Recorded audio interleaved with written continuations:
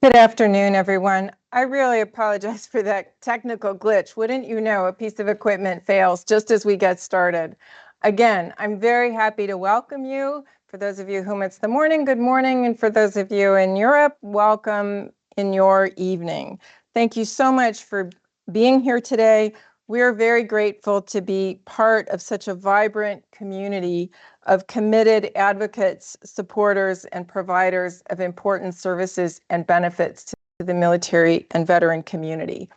I am Shelley McDermott Wadsworth, Director of the Military Family Research Institute in the Department of Human Development and Family Science at Purdue University, and it's my pleasure to be with you today. I'm going to truncate my remarks at the beginning so that we can preserve all possible time for our speakers today. So I'll just show you this slide and tell you that MFRI's work is guided by 5 strategic goals that aim to support the military and civilian communities that support military members and their families, generate important new knowledge, inform programs, policies, and practices, and promote and sustain vibrant learning. We're very happy this year to be celebrating our 25th anniversary. And these are examples of some of the other programs that MFRI has created and is implementing in our state and around the country with which you might be familiar.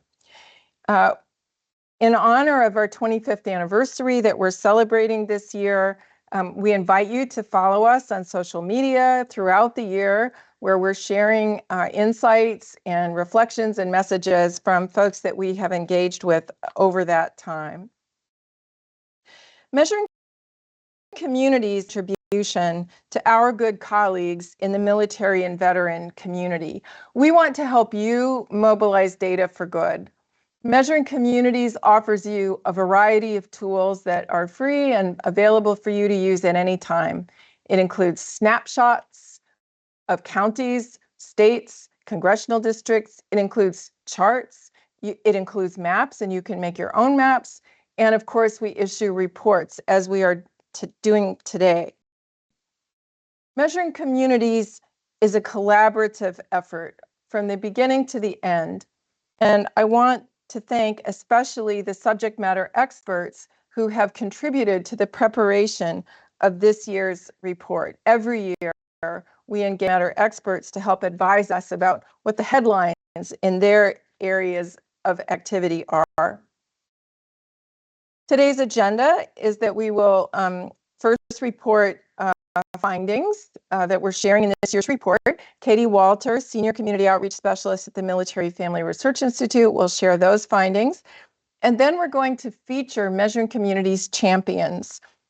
First, Tricia Winklowski, who's the head of Wellbeing Programs and Services at Hope for the Warriors.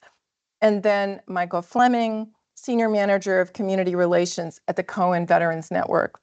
We'll try to have a little bit of time for Q&A, and we'll have some closing remarks, and then, of course, giving you access to this year's report so you can make use of it right away.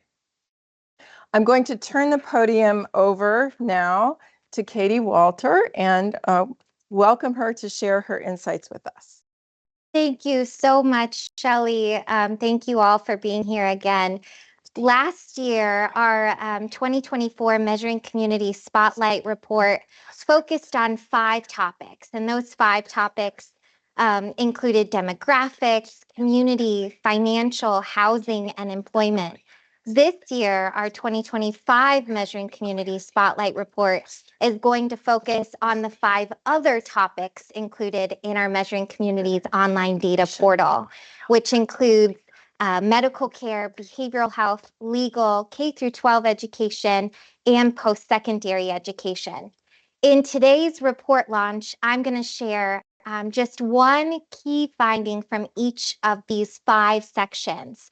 As you read through the report, as we launch it at the end of today's report, or launch rather, I really encourage you to read through the details of this report and read through it in detail. Make sure you read through our notes. We've got listed definitions.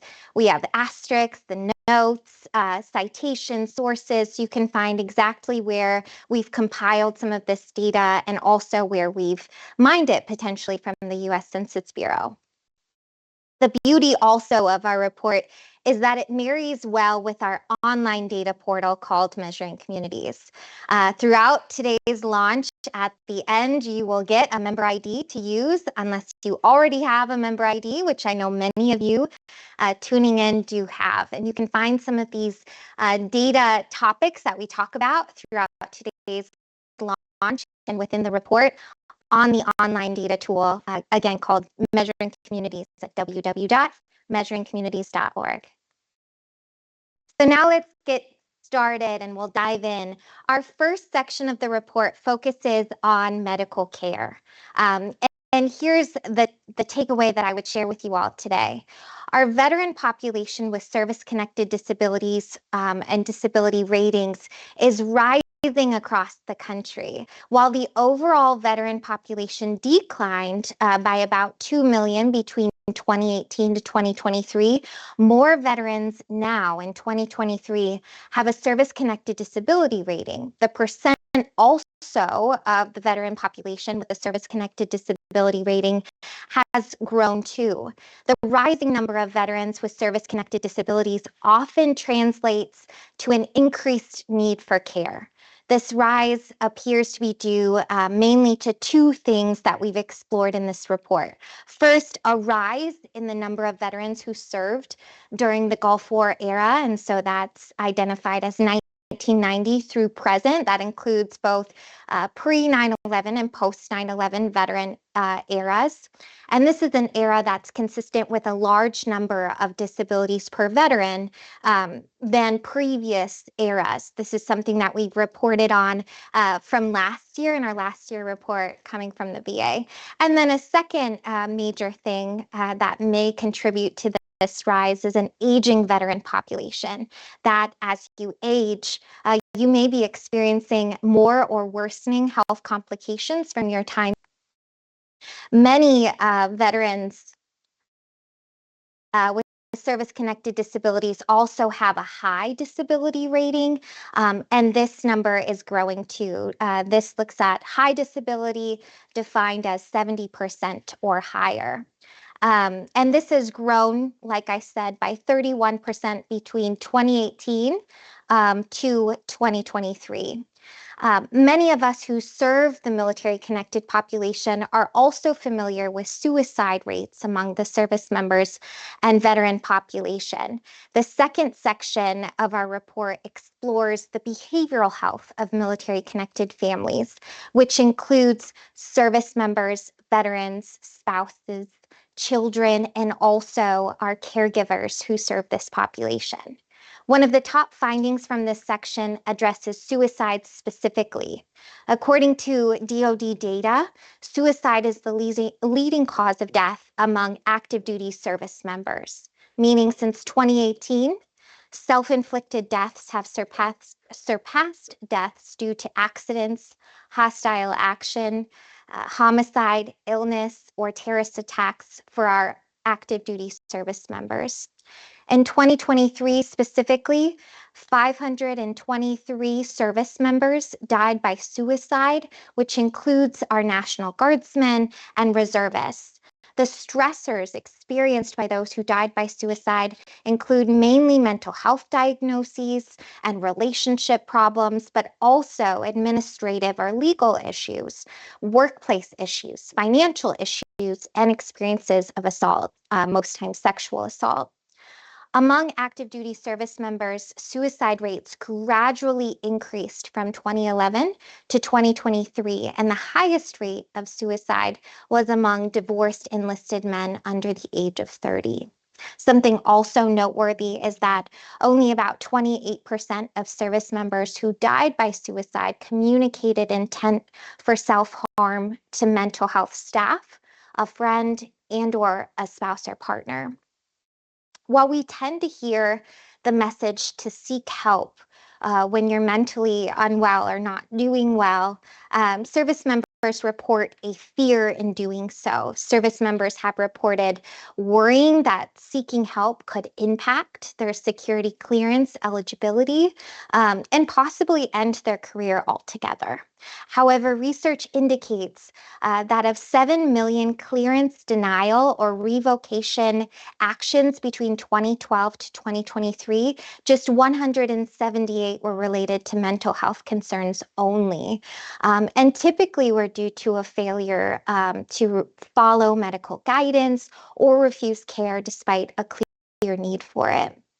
A suicide prevention predictive model used Defense Department data from Army actors who died by suicide as a postvention is prevention model. I know many of us across the country are a part of veteran suicide mortality review teams or fatality review teams, and this is a model that incorporates postvention as prevention and found that about 1/4 of service members who were at highest risk for suicide accounted for the majority of suicide attempts. This predictive model uses 9 variables. That includes mental disorders, self-injurious thoughts and behaviors, physical health problems, chronic stressors, adverse childhood experiences, other lifetime traumatic events, personality characteristics, your Army career, and sociodemographics.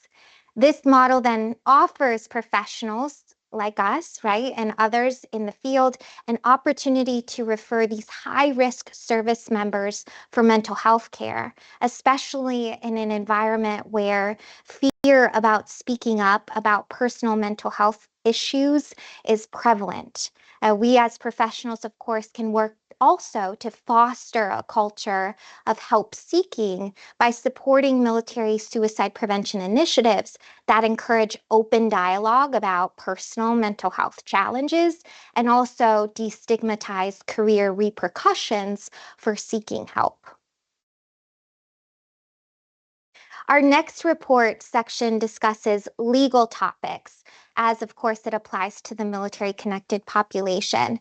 This year, this section focuses in large part on service members at risk for receiving a non-routine discharge. This is something that we've reported on in previous reports, but something that is a big bulk of our legal section this year. And then we also talk about the rise and impact of veterans treatment courts among the country. Veterans Treatment Courts is a data point in our online Measuring Communities portal and something that we've also reported on in previous reports too. We know that approximately 15% of service members receive a non-routine discharge from military service, and non-routine discharges typically include other than honorable bad conduct discharges, dishonorable discharges, dismissal for officers, uncharacterized or other. These discharges typically result from engaging in various forms of misconduct while in the military, including criminal behaviors or arrests. Neuropsychological issues such as PTSD, TBI, and depression are also linked to these criminal behaviors in service members, and certain service members are at higher risk of being arrested while in the military, due in large part to these issues. For example, recent research found that almost half of veterans with a non-routine discharge reported a TBI diagnosis while serving. About 75% of veterans with a non-routine discharge screened high for hazardous alcohol consumption while serving in the military. And about 94% of veterans with a non-routine discharge reported having PTSD and depression during their time in the military. While these issues may contribute to misconduct during service, recent research has also explored how different behavioral patterns before and during military service relate to these discharge outcomes. One study grouped veterans into 3 categories. The first, those with no difficulties, so that's low arrest risk before the military, and in service, in military service. The second group, called consistent difficulties. That's where you have a relatively high arrest risk in both periods, before, pre-service, and also in service. And then the third group, which is labeled as escalating difficulties. That's a relatively low pre-service risk for arrests, but high in-service arrest risk. Veterans in the escalating difficulties group had the highest risk for a non-routine discharge. This finding challenges the assumption that in-service misconduct stems from pre-service behavior before the military, and underscores the importance of recognizing how military experiences may trigger first-time criminal justice involvement. We all may be familiar too that veterans with non-routine discharges tend to have worse mental and behavioral health outcomes than those who were routinely discharged. They're also overrepresented among veterans experiencing mental health challenges, problems, and also suicidality. They're also often disqualified from key veteran benefits they may need, including health care, economic assistance, and other support services that are provided possibly by the VA. So as professionals, we can consider early intervention for at-risk service members, which includes those with PTSD, TBI, or mental health challenges, especially for those with no prior criminal history. In our report, we also focused on the topic of K through 12 education. So that's especially our military-connected kids.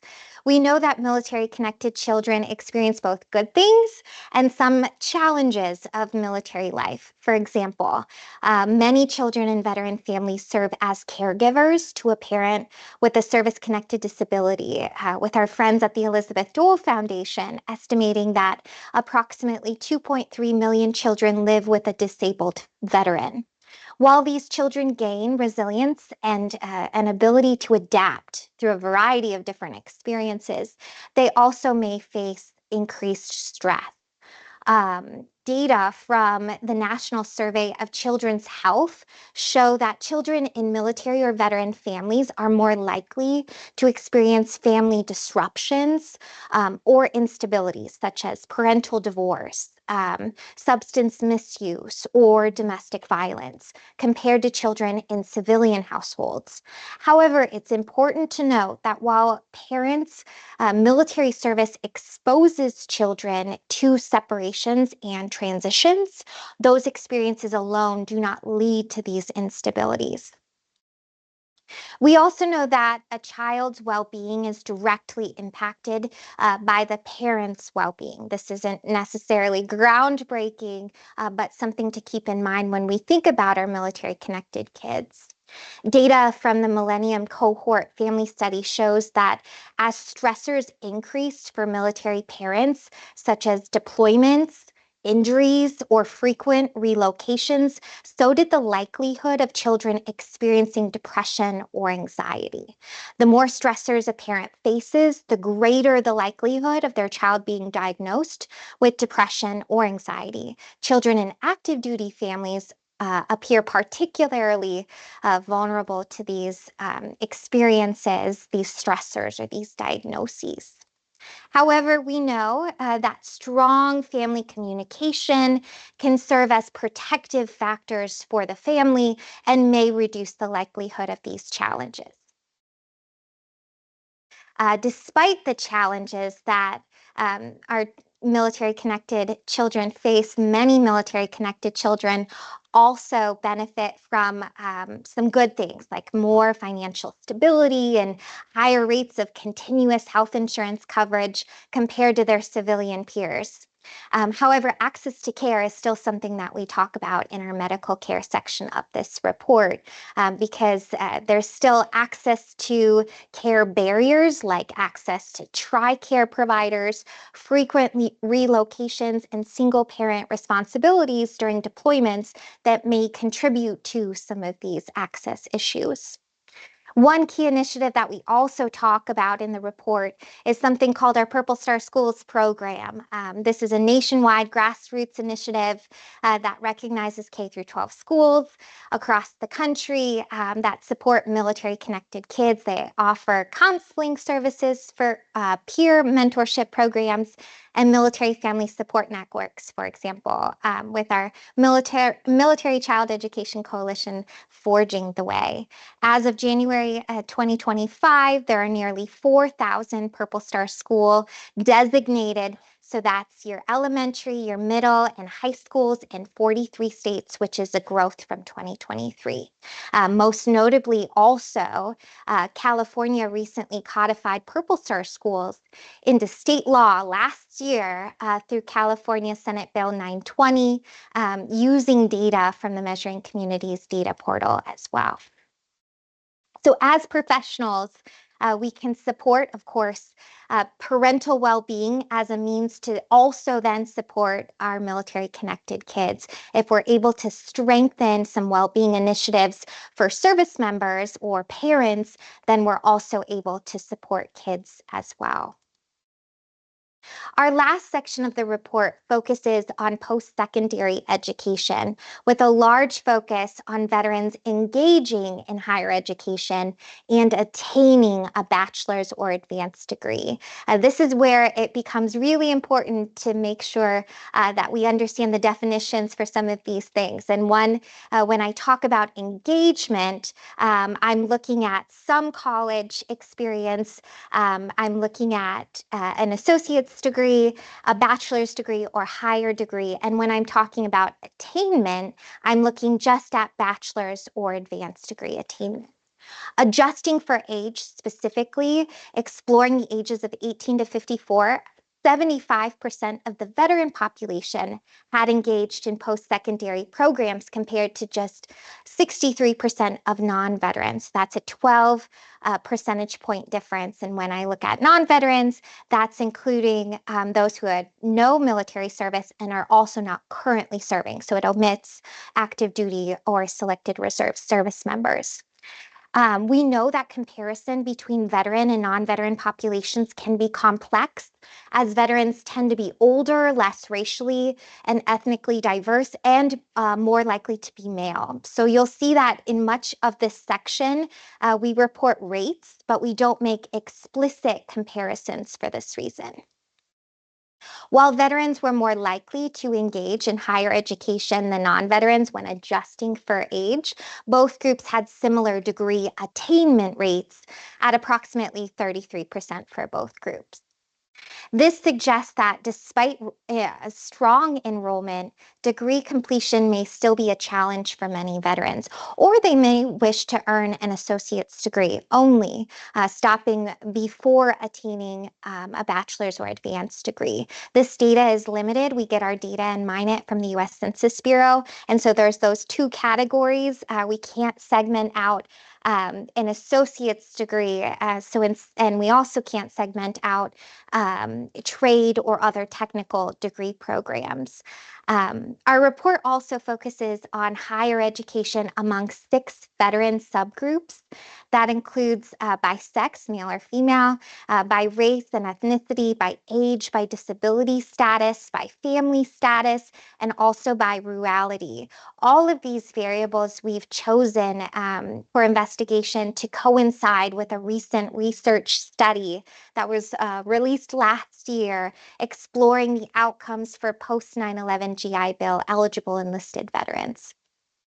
In this slide here, I just pulled out 2. That's age and also family status. Among veterans in 2023, 76% of those aged 35 to 54 had engaged in higher ed, while 70% of those aged 18 to 34 engaged. While engagement among both groups remains high, the number and percent of veterans aged 18 to 34 participating in higher ed declined between 2018 to 2023. In contrast, engagement among veterans aged 35 to 54 increased during that same period, possibly reflecting a more educated, aging veteran population influenced by the post 9/11 GI Bill. For family status in 2023, 69% of veterans with a spouse or child had engaged in higher ed, while 66% of those without dependents engaged, which you'll see in the figure on this screen here. When we look at degree attainment, though, 32% of veterans with dependents attained a bachelor's or higher degree, while 28% of those without dependents did the same. From 2018 to 2023, both groups saw gains in degree attainment, but the increase was greater among veterans with dependents, so with a spouse and or children. These findings suggest something that I think we may know if we work with student veterans, is that in higher education, our student veteran population are managing academic goals alongside family priorities that bring busy schedules, limited time, or other commitments beyond school, emphasizing the need for flexible and family-friendly supports. So as you've heard us share today, our report will be available for you to read, to explore, and to ponder over after this launch, so stay tuned until the end. Again, you can use this report, and I encourage you to really read it in detail. Read through our notes, read through our asterisks, our citations, our sources, so that you can better understand that data. Because at the end of the day, we want you to walk away from this report feeling like you truly understand what this research is communicating and how you can better help and serve our military-connected families. Reach out if you have any questions, but thank you so much.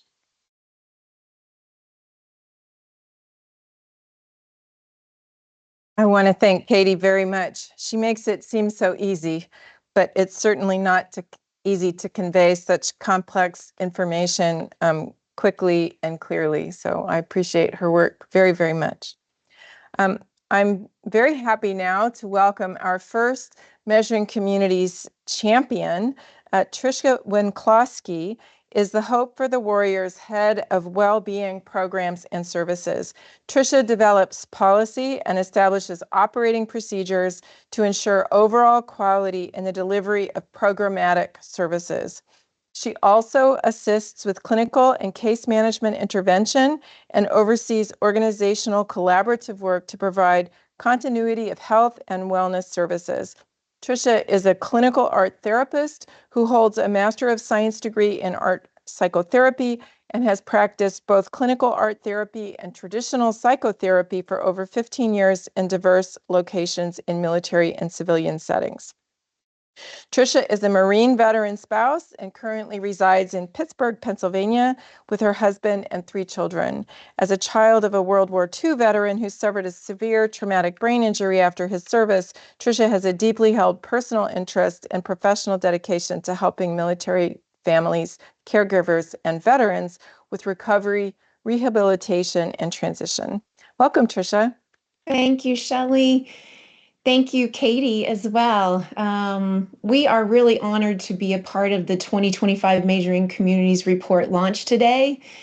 Today, we will share a use case on how HOPE leverages the invaluable data from the custom data profile that Measuring Communities created for us, which focuses on Florida post 9/11 military community.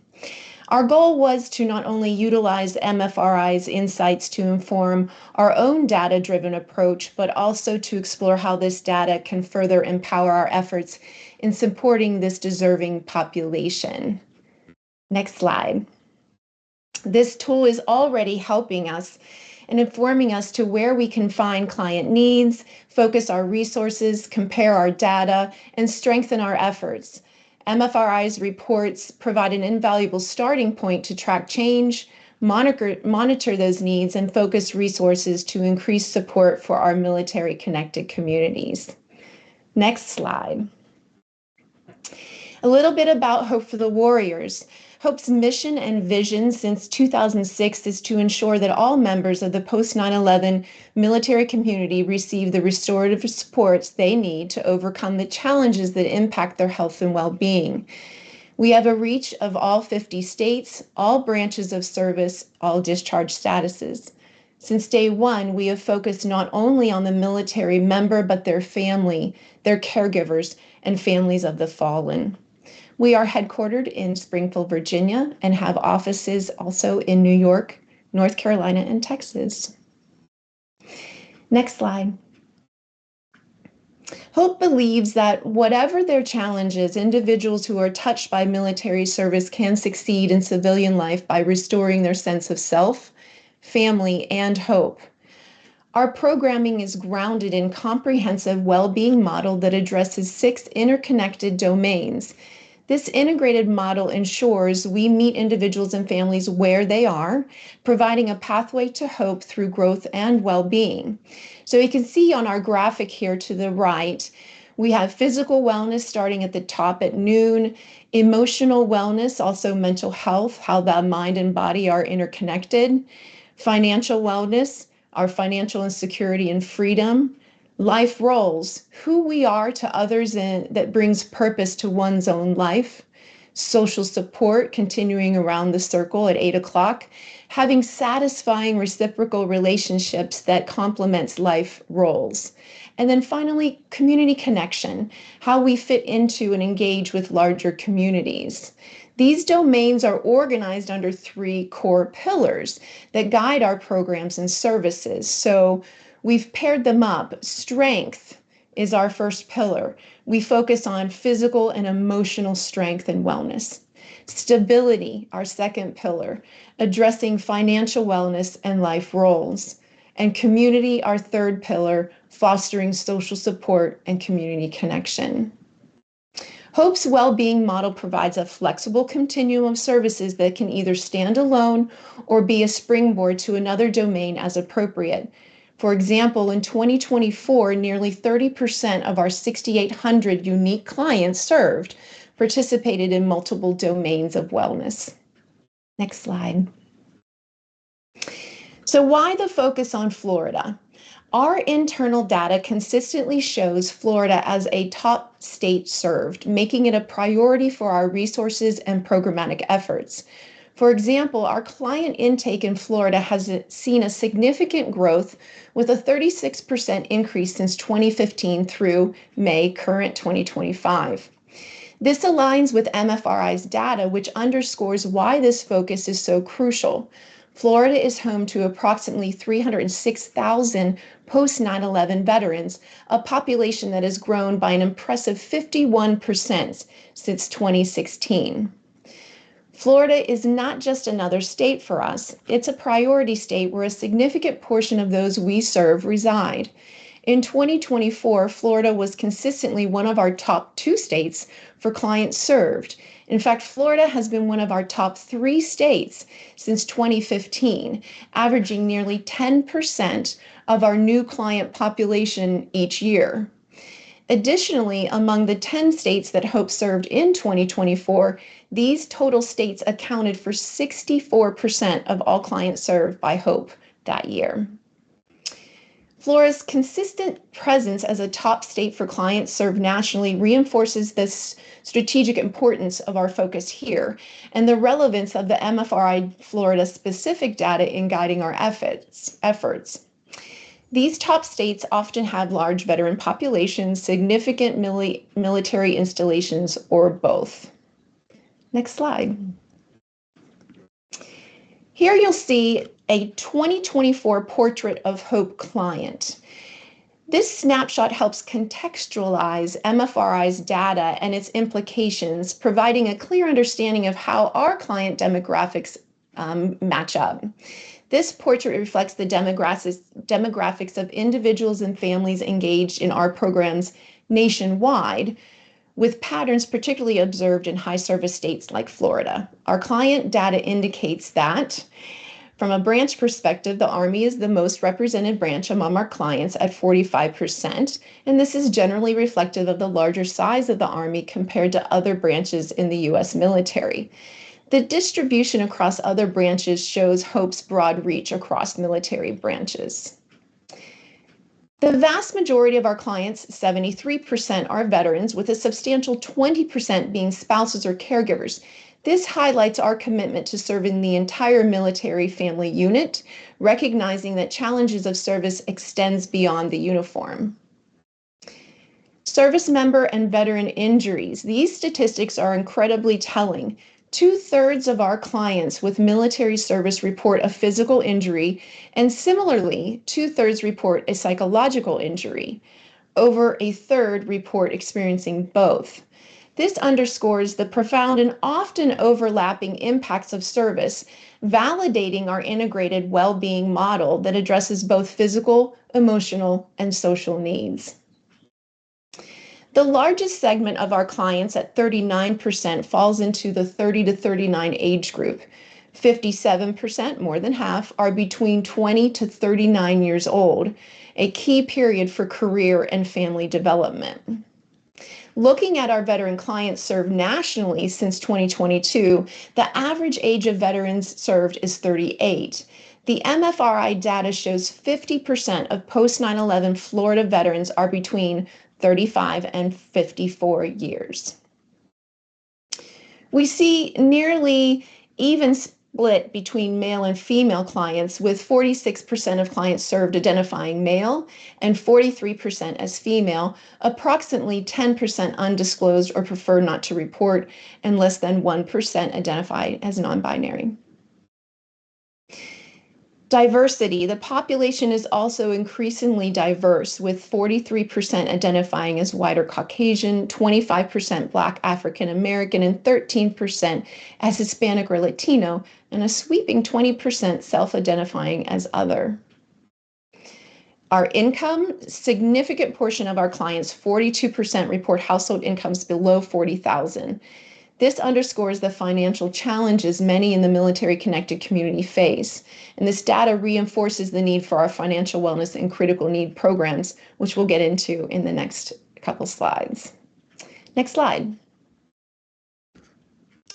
So how does this data, like measuring communities, directly inform our programming for Florida clients? MFRI's data is an invaluable tool that allows us to move beyond assumptions and base our programmatic decisions on solid evidence. This data empowers us in three critical ways. First, identifying evolving client needs. So understanding the specific challenges faced by Florida's veterans. Second, recognizing programmatic gaps, pinpointing areas where current service availability may not fully be meeting the demand. And third, enabling strategic program adaptation, allowing us to proactively adjust our programs to be more responsive to our clients' evolving needs. And this ensures our resources are directed where they're most needed and can make the greatest impact. Next slide. Let's delve into some specific examples. So for emotional wellness, MFRI data exposes a harsh reality. In 2022, 540 Florida veterans died by suicide. The veteran suicide rate in Florida is 37.1 per 100,000, is significantly higher than that of the general population, 18.8. Particularly concerning is the rate for veterans aged 18 to 34, which stands at an alarming 54.4. This age group aligns with the post 9/11 veteran era.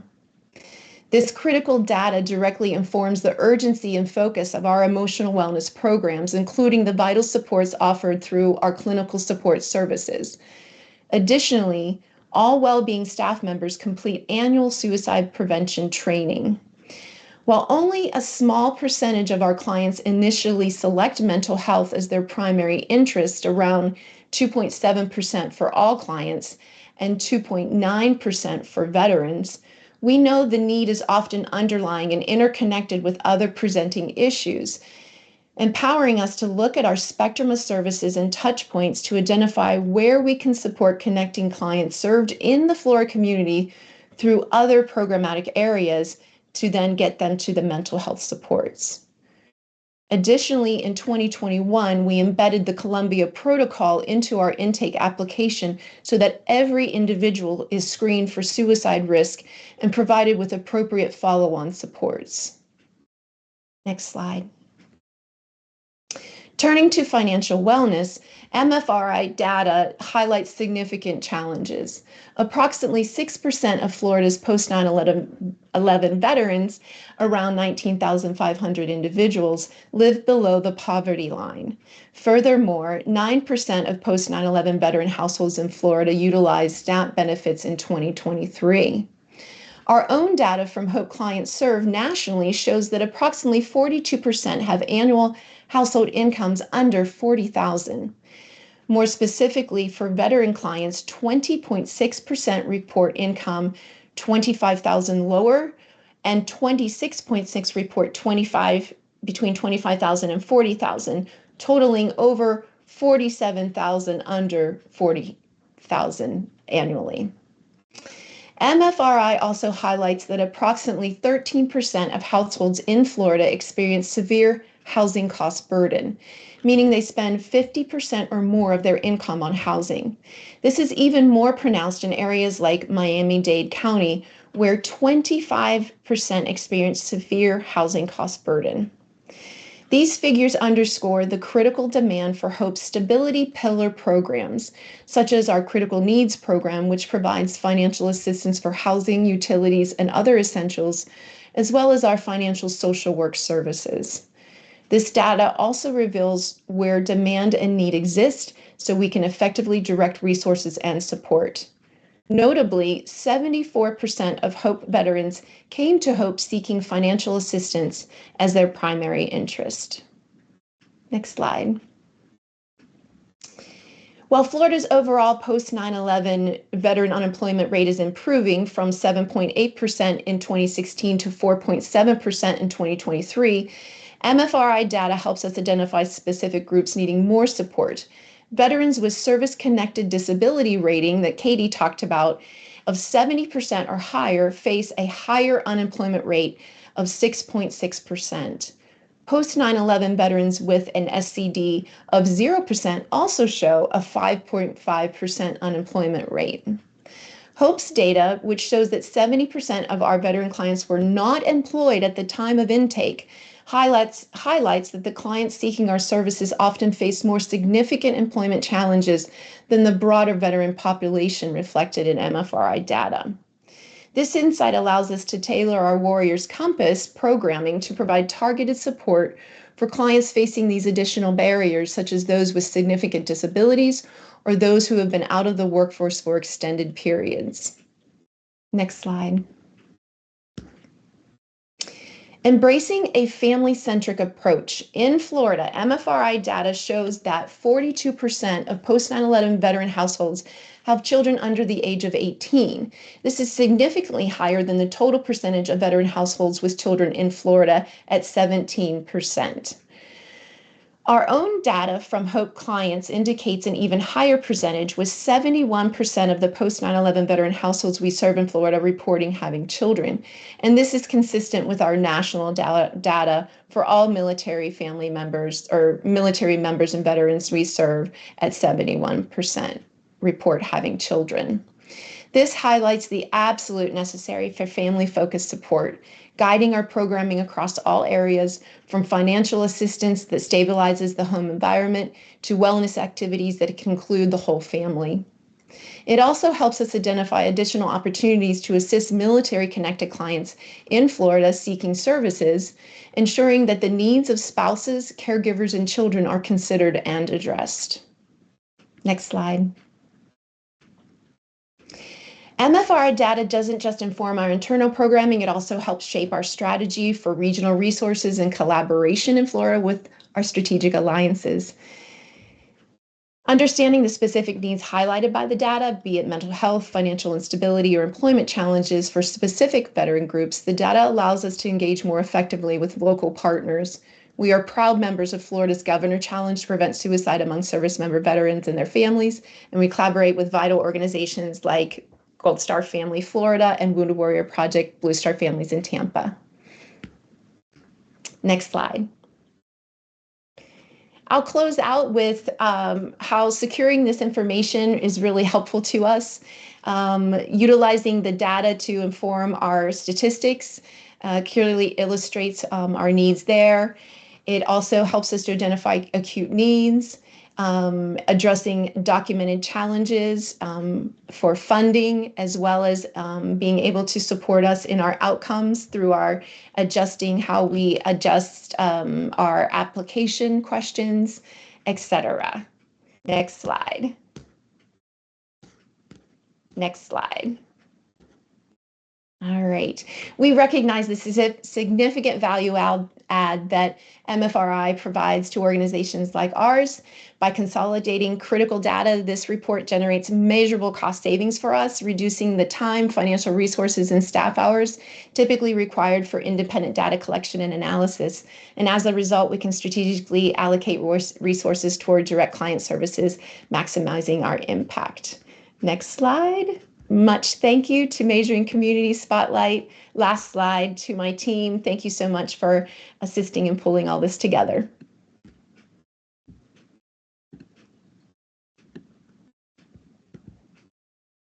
I'd like to now introduce Brigadier General retired Michael Fleming. He currently serves as the Cohen Veterans Network Senior Manager of Community Relations with responsibility for supporting the network's communities across the United States.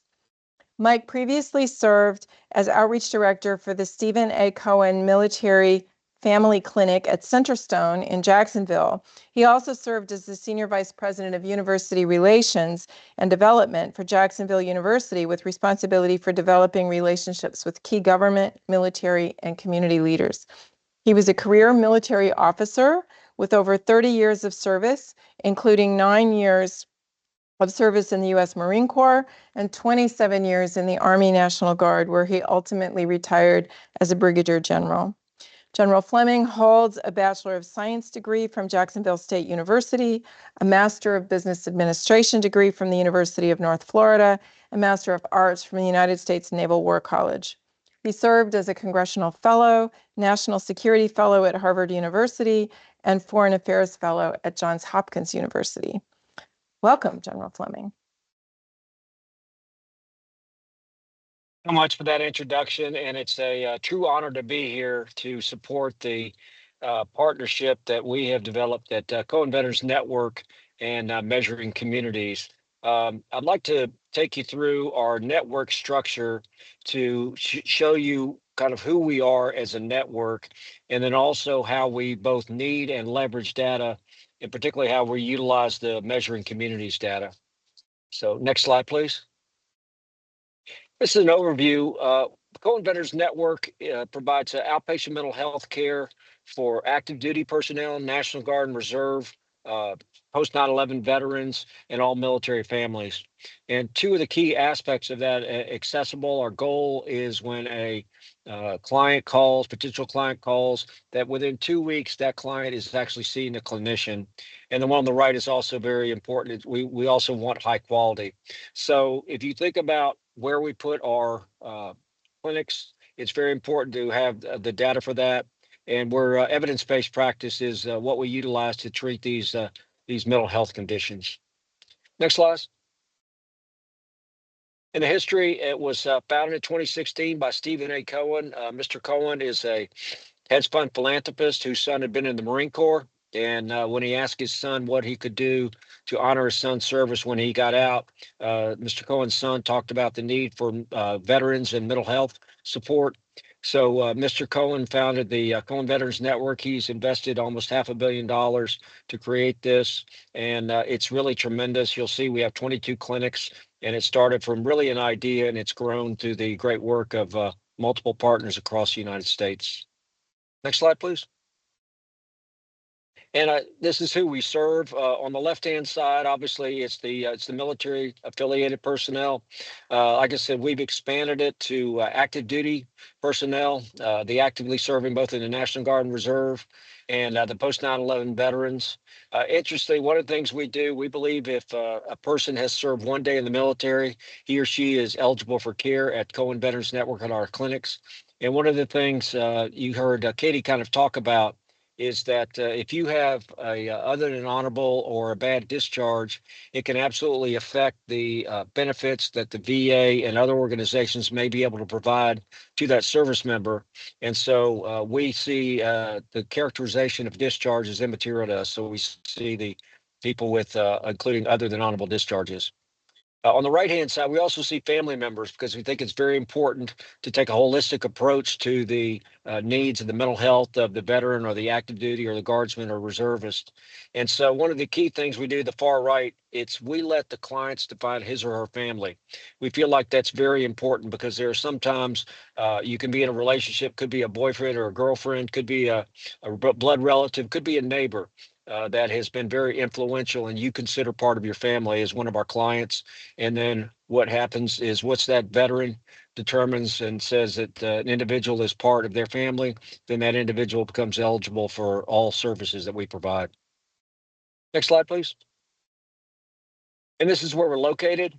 It's many of them and most of them are located near some kind of military installation. We've made an analysis of all of that. And a lot of the analysis that the data that you'll see that we require was used for this, for establishing our different locations for our network.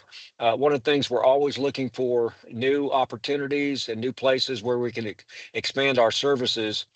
And one of the things you see there is we actually have the 22 locations across the United States, but we serve states in which we don't have a physical presence. I'm actually in Pennsylvania today, and we're talking with our stakeholders here because our Silver Spring, Maryland clinic provides telehealth services to the state of Pennsylvania. So as you can imagine, the importance of having data to make sure that we're concentrating in the right areas and also reaching out to the right stakeholders. Next slide, please.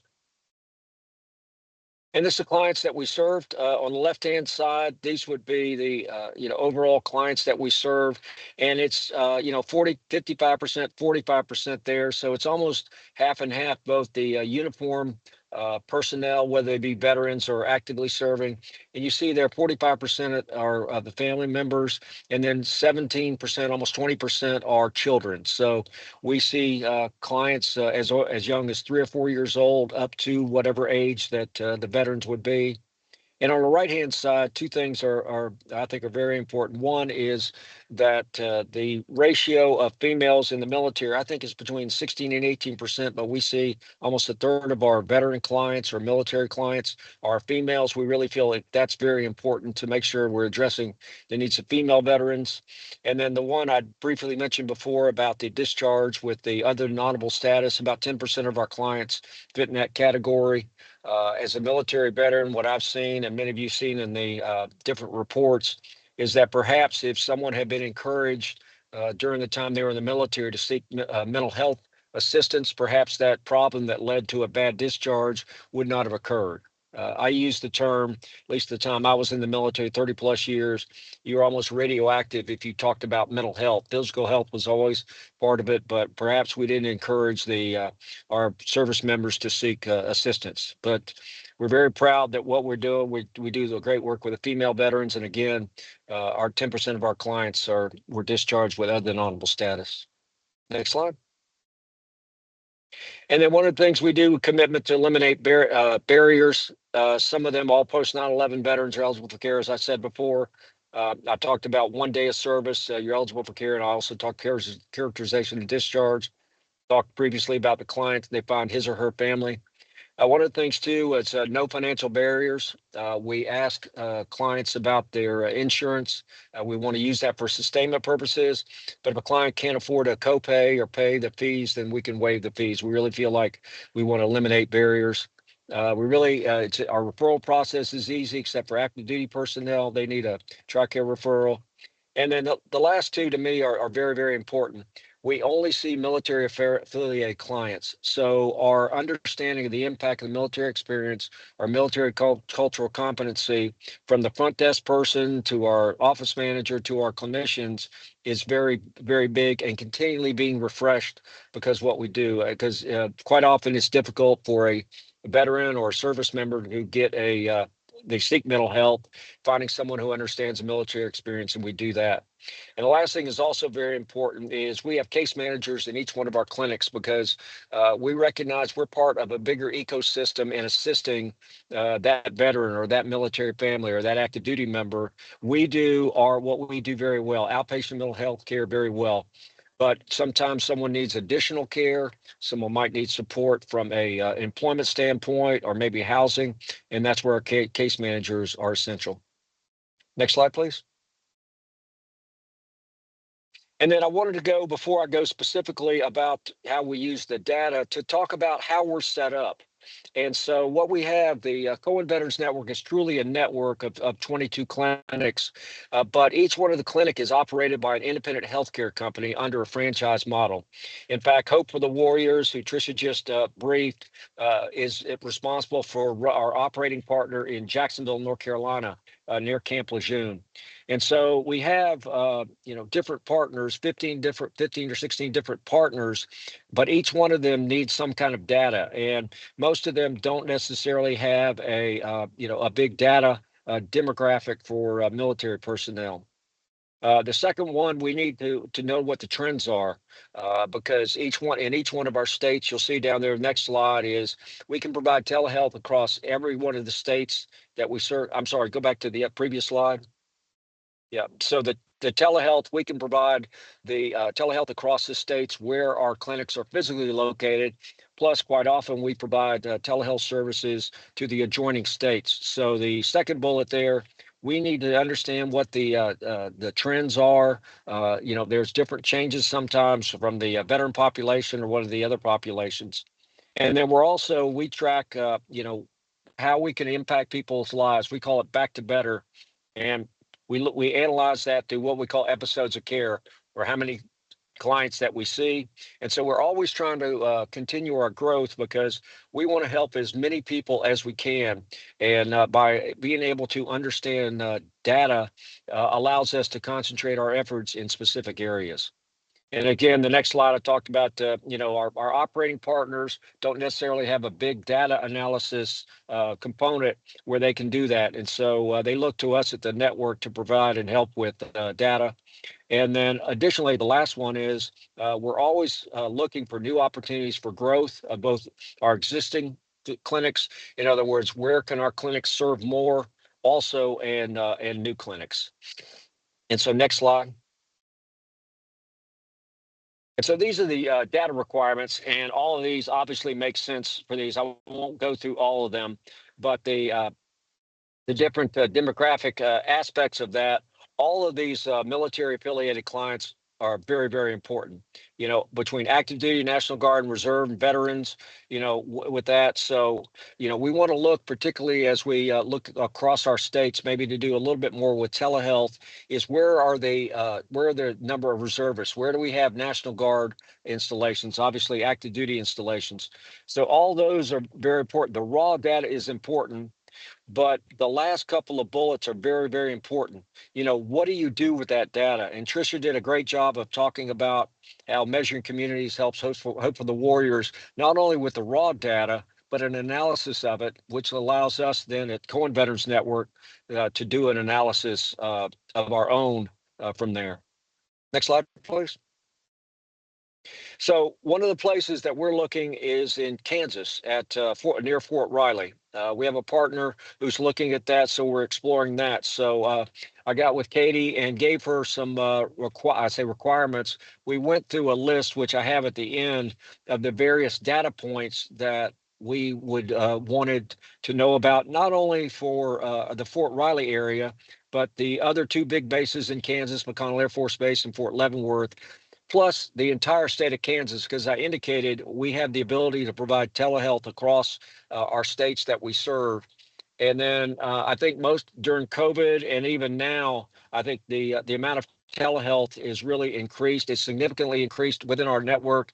And I know personally, unless I have to have my blood pressure or blood draw or something, I pretty much have most of my medical care done via telehealth. So we had a specific report that we asked for from Katie, and then this is the actual report. Next slide, I'll show you a couple of things that did. And then this gives you an idea. Really, we defined, Katie and I worked together and we defined exactly what we needed, because primarily we're looking at the Fort Riley region, and it's not just physically where Fort Riley is, it's defined around there. You see a number of counties that are part of it. Fort Riley is obviously a big installation, so it gets into not only the Fort Riley proper in a couple of counties, but where are the soldiers? Where are the families living around Fort Riley? So we thought that was important. And then we also looked, as I said, about at both McConnell and Fort Leavenworth. And then we also looked at Kansas as a state. Obviously, there are cities in Kansas that have a pretty significant veteran population. Obviously, Kansas City, Kansas has got a lot of veterans, and so we wanted to know from as a state. Again, we need this information. We're going to look at how can we make it a plan that we can take our resources and reach the most military affiliated personnel. Next slide, please. And then this is just to show some of the specifics about the way the data, this is veteran families. And the great thing here is it shows us where they are, because if we're going to use social media, we're going to try to reach out to the different veteran families, where are we? Now, obviously, we want to serve the entire state, but because we want the biggest impact, we need to know where the veteran population and their families. And then some of the data you see on the left-hand side is, how many people are living without children there. Next slide, please. And again, I won't go through all of it, but this to me is really, really important, because it goes into and it looks at the data findings. In other words, you have a lot of information, but what does it mean? And that is particularly important as we take this, because we take this information and we help make what's our social media plan, what's our outreach plan, where do we think the key stakeholders are, and this not only the raw data, but the data findings are very important. Next slide. And then this, sorry, it's I'm sure it's very small, but these are all the different data points that you can choose from when you're constructing a data profile. Now, we didn't choose all of those because some of them are a little less relevant, and we also didn't want to have such a big data profile that it really wasn't effective for us that we could synthesize the data. But the nice thing about this is that if we attack in a different area, we need different information. We have the MFRI and measuring communities can provide data in any one of these areas. Next slide. And I know everyone's familiar with it, and it was mentioned earlier, but the nice thing is, in addition to data profile, I quite frequently go in and look at on the measuring communities website, and I go to the snapshots, and the snapshots can either be for individual counties or can be across the whole state, because I'll get a call from one of our clinics, and they're saying, hey, we want to look at this particular county. Is it worth our while to reach out to this particular county or this area? Well, in about 10 or 15 minutes, I can have some significant data for them back to them through looking at the snapshot. So the data profile is obviously more specific, but the great thing is on the snapshots, they're available anytime. Next slide, please. Just conclusion, it has been critically important as we look at our growth analysis, the measuring communities. And the second one, I talked a little bit about the ability to tailor the data profile has been essential, because we've all, if you Google something, you get a billion hits, and sometimes you can't refine it down to something you can use. The great thing with this data profile is we were actually able to look at it, analyze, and come up with these are the specific areas that would be very helpful to us.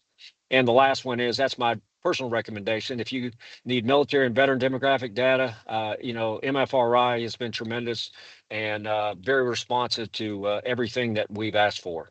So I appreciate the opportunity to provide kind of our view from Cohen Veterans Network, and would love to answer any questions or add any additional information.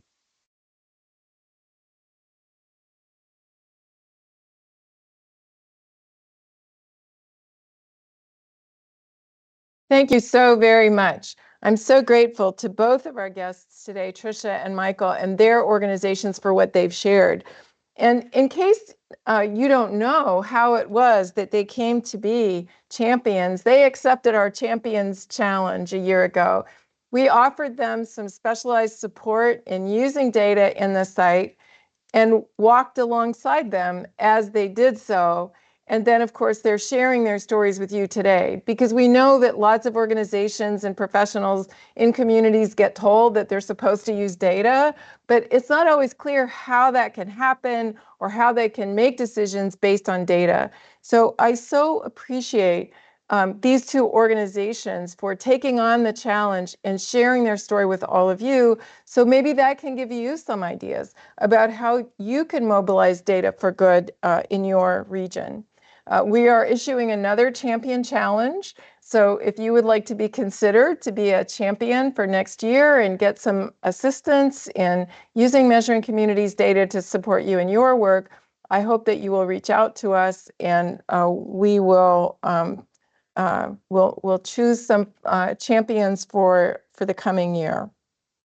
We have a few minutes left in our session today for questions, and we have a couple of questions already in place.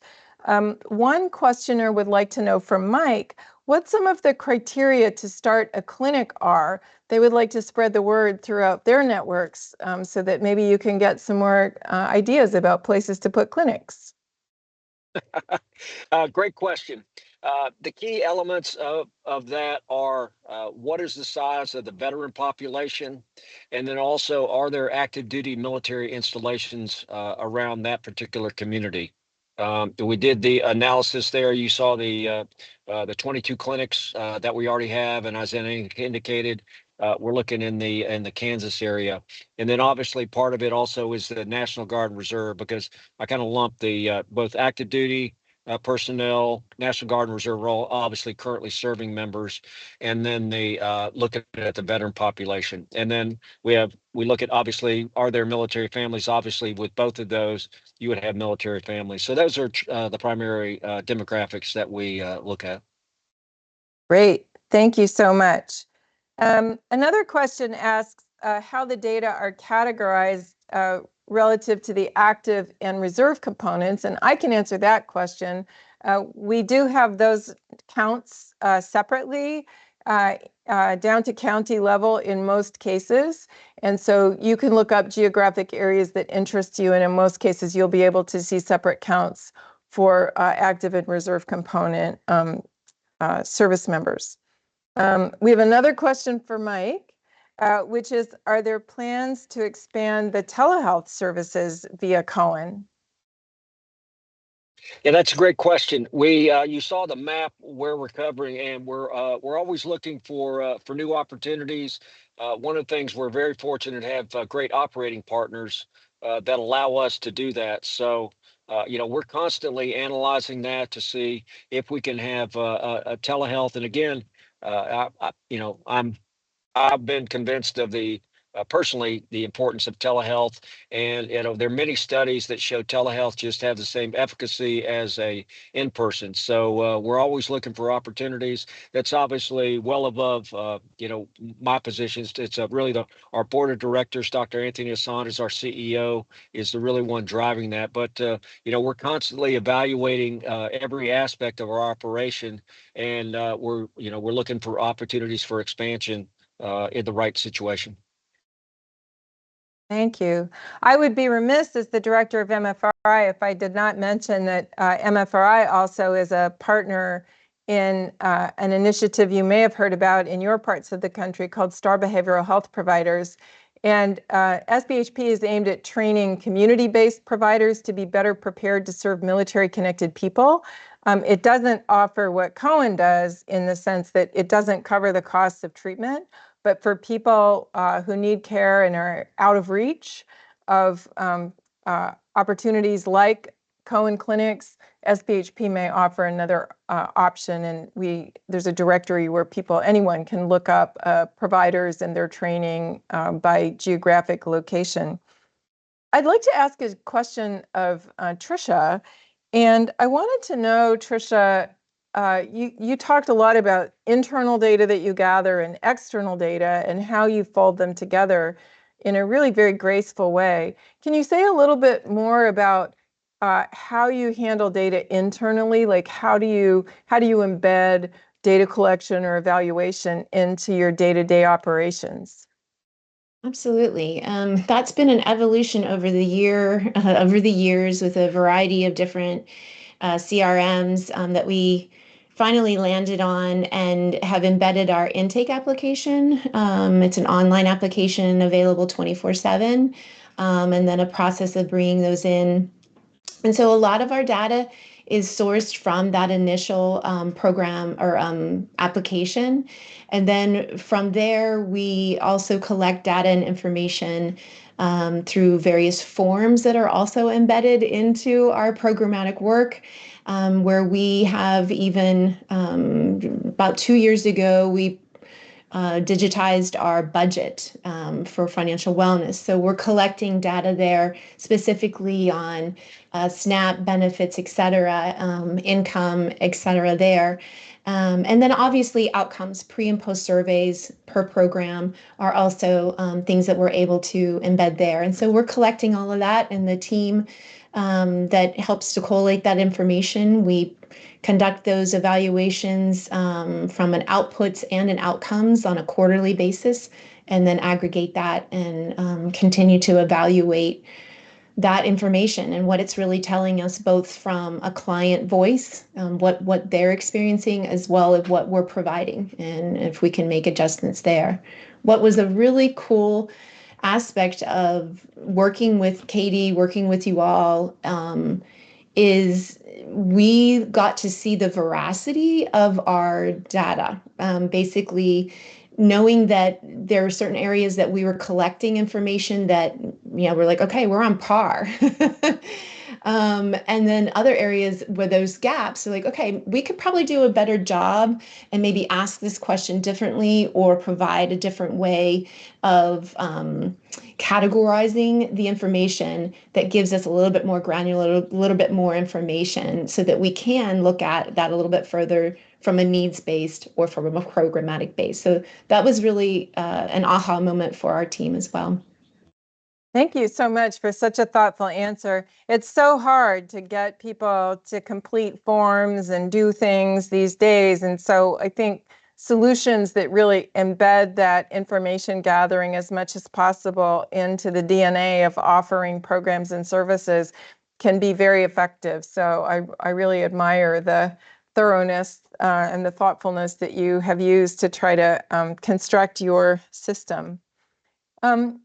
All right, we're almost at the end of our time, but before I let you go, I want, of course, to thank our partners. I told you at the beginning, I hope I did, that Measuring Communities is a collective community effort. It's intended to help the community, but it also is built by this community. And so I especially want to recognize our nonprofit partners who contribute data to the site. These include the American Red Cross, Blue Star Families, the Elizabeth Dole Foundation. The National Guard Bureau is very helpful in making sure that those counts are provided on a regular basis, although there's always a lag about getting information from the government. And of course, our partners from the very beginning at the Purdue Center for Regional Development, which is where all the geographical geniuses are who help us with this. I also want, of course, to thank this year's champions, the Cohen Veterans Network and Hope for the Warriors, for working with us really over the course of an entire year to make decisions using data and give us a window into their processes, which helps us get better too, and hopefully will help the site get better so that it's more useful to all of you. I would like to recognize and express appreciation for all of the staff at MFRI and also the Purdue Center for Regional Development for the hard work that they have done, that they do every day, and that they have done especially for today. And finally, of course, we can't adjourn without me giving you access to the full report that Katie was summarizing for you. You can scan this QR code, or you can go to the website that's listed, and the link will also be put in the chat. So we'll get it to you one way or another. And if none of those ways work, then reach out and we will help you get access to it. I also want to make sure that I encourage you to use the entire site, not just the report. And here is how you do that. Now, you'll notice if you get on the site or in these instructions that you'll be asked for a member ID.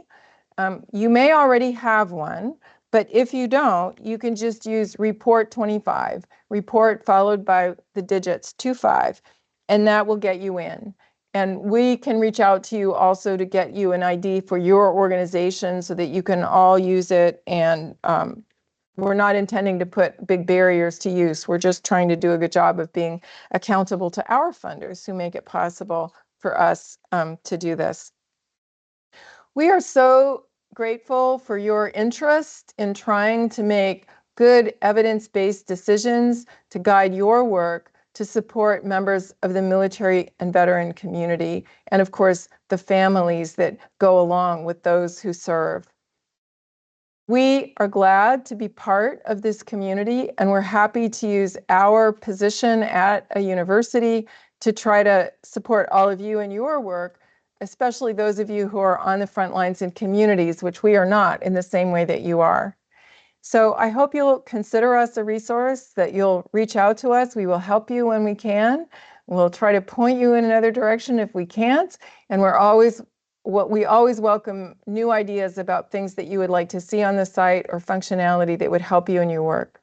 I wish you the very best for the remainder of this morning, afternoon, or evening, and I look forward to seeing you at our next launch event. Thank you very much.